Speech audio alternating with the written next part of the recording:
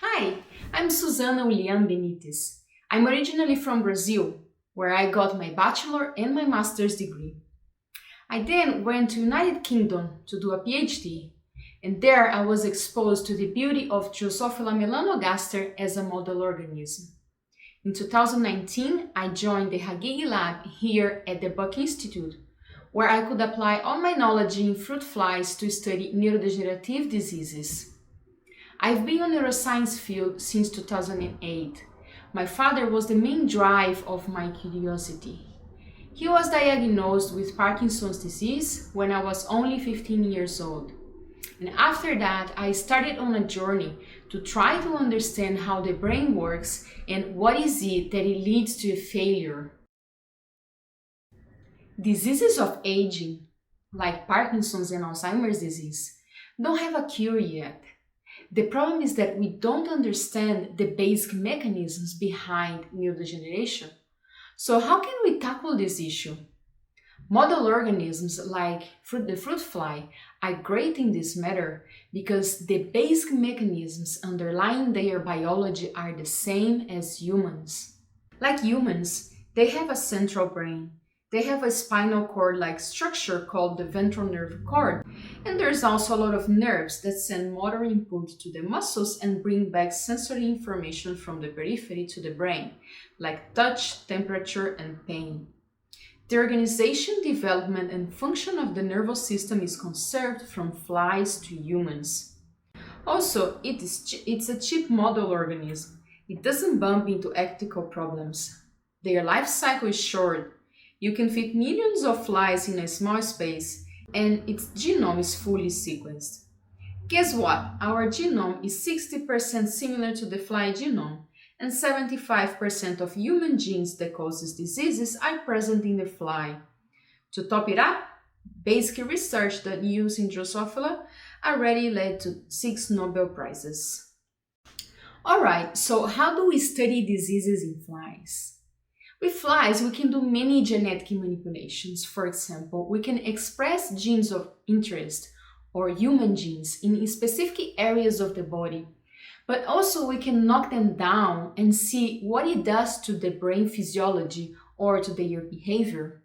In the neuroscience field, there are many groups already studying aging, Parkinson's, Alzheimer's disease, autism, schizophrenia, sleep, learning and memory, addiction, and jet lag. In my project, I model Alzheimer's disease in fruit flies. These flies live less and have several problems in their brains, like inflammation, A-beta plaques, and neurodegeneration. By doing preliminary experiments, I discovered that there is a specific signaling pathway that is overactivated in the fly model of Alzheimer's disease, and that this is contributing to brain damage in the flies. Then I asked myself, is this relevant to humans? First, I tested to see if this was also happening in a mice model of Alzheimer's disease, and found that the same signaling pathway is also superactivated in a disease mice. I am now currently looking at publicly available transcriptomic data from human patients, and my preliminary data suggests that in humans the same signaling pathway is also overactivated. This indicates that at least some aspects of the disease is conserved from flies to humans. It will be of interest to check if the same type of brain damage I see in the flies also happens in the mice model of Alzheimer's disease due to activation of this pathway. To take it forward, I tested a new chemical, which was originally developed to block a component of this signaling pathway in mammals.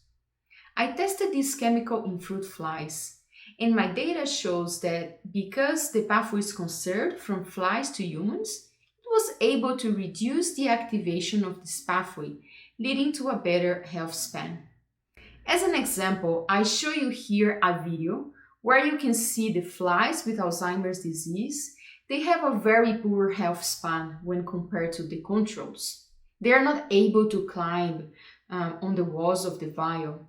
But this phenotype was partially rescued by the treatment with this novel drug. Now we can start thinking about taking this drug forward and running some tests in the mice model to see if it also improves health span. With this, I hope I have shown you the importance of model organisms to understand the basic biology behind very complex diseases. This can lead to a better understanding of how the brain works and what is it that it leads to neurodegeneration. Moreover, my research is an example of how a research done in fruit flies can be translated to humans.